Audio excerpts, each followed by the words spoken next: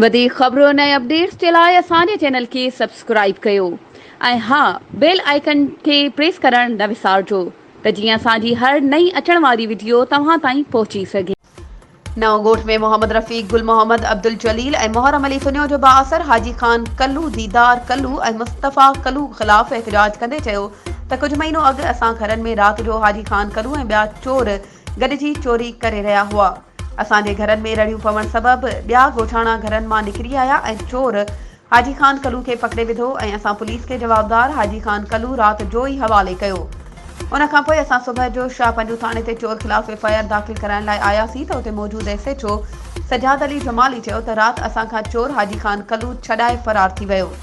असां ग़रीब हुअण सबबि ख़ामोश रहियासीं, लेकिन जवाबदार हाजी खान कल्लू उल्टो असां मथां मेहड़ कोर्ट में केस दाख़िल करण लाइ दरख़्वास्त दाख़िल कई। उन खां पोइ शाहपंजू थाणे जे एसएचओ सजाद अली जमाली चोर जवाबदार हाजी खान कल्लू खां लखें रुपया रिश्वत वठी असां ख़िलाफ़ कूड़ो केस दाख़िल करे छॾियो ऐं असांजे कारोबार कंदड़ शहमीर तुन्यो, इनायत ऐं मोहम्मद हसन तुन्यो खे पुलिस गिरफ़्तार करे चालान करे छॾियो ऐं असांजा घर बि ड्राहे पट करे छॾिया आहिनि ऐं एहतिजाज कंदड़नि अपील कई त DIG हैदराबाद ऐं सिंध हाई कोर्ट खां त मुतालबो कयो त नोटिस वठी असां सां इंसाफ़ कयो वञे।